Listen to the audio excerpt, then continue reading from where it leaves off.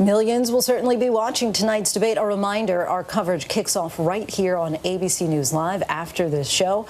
But switching gears now, if you live in a cold weather location that's had tough COVID restrictions on indoor dining like here in New York, at some point you may have wondered what's going to happen when it gets cold outside. It's one thing to limit indoor dining. It's another to eat outside in frigid temperatures. Our Erielle Reshef set out to see the plans in place across the country as so many restaurants prepare for what will likely be another challenging time in the restaurant industry.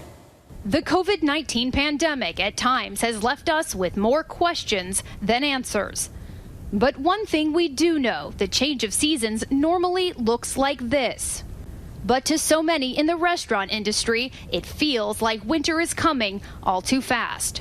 Restrictions on indoor dining have forced many restaurants to convert sidewalks, parking spots, and lots into outdoor dining space, becoming a lifeline for struggling eateries.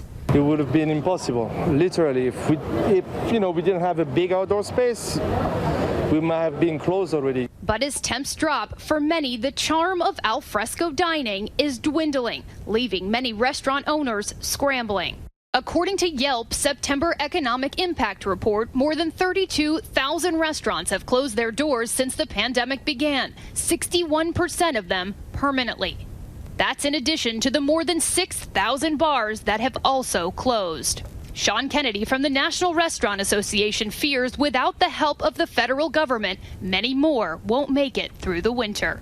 This pandemic represents the biggest challenge they've ever seen. We're moving into the fall and winter. There are not a lot of options that are available. Right now, roughly 100,000 restaurants are closed, and that's based on summer weather patterns. If there isn't action from Congress, if the winter comes as we think it's going to with its strength and severity, a lot of folks are not going to be able to fill their houses, and a lot of restaurants are going to have to close for good. The warm summer months and the option of outdoor dining helped sustain tens of thousands of restaurants. But even as indoor dining slowly makes a comeback with limited capacity in spots across the country, many restaurants are saying it's just not enough. For most restaurants, in order to make a profit, they need to have a full house every day of the week. They need to have something approaching 100% capacity just to make 5 or 6% profit margin and keep their doors open for the month. So when they're at 25% capacity, 50%, even 75%, that takes a huge bite out of an industry that is barely scraping by even on a good day. Some states like Florida, which surpassed 700,000 COVID cases since the start of the pandemic, moving forward with fully reopening restaurants. What that'll mean for the restaurants is that there will not be limitations from the state of Florida. Doctors cautioning about the potential impact of dining indoors at close proximity. We know from various studies that just being outdoors reduces risk of transmission, whether you're walking or exercising. Anytime you're in an outside environment, it's just better ventilation. And so it creates less risk for transmission to happen from person to person. Indoor dining is an opportunity for a lot of people to be in the same place in often very poorly ventilated spaces. So with those ingredients, you have a recipe for a great deal of virus transmission. Other places like New York have been more hesitant about reopening. Just last week, New York City announcing a return for indoor dining since the pandemic took hold, opening soon at 25% capacity and making outdoor dining permanent. In the meantime, the city's roughly 25,000 restaurants have been thinking outside the box or bubble to stay afloat, like Café du Soleil on the Upper West Side of Manhattan, providing diners with their own plastic pods to keep cozy and distanced no matter the weather.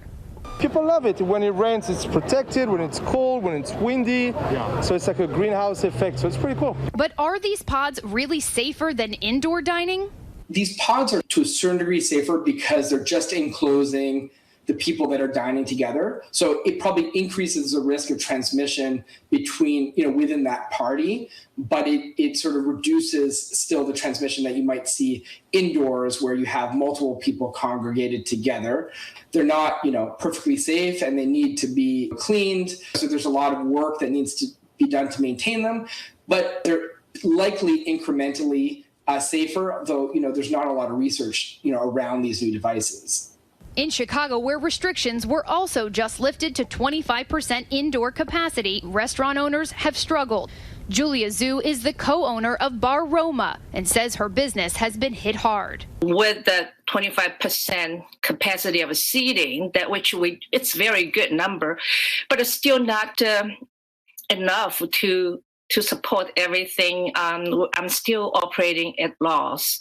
We are in the survive mode. Chicago city officials taking matters into their own hands, launching a worldwide contest seeking creative solutions to make dining more appealing during the brutal Chicago winter. Ideas from restaurant workers, designers, architects, and everyday citizens poured in. Chicago received more than 600 submissions from 13 countries in just a matter of days. But some Chicago restaurant owners say most of the ideas are simply not feasible. It costs literally $10,000 to rent one of those igloos for 7 or 8 people.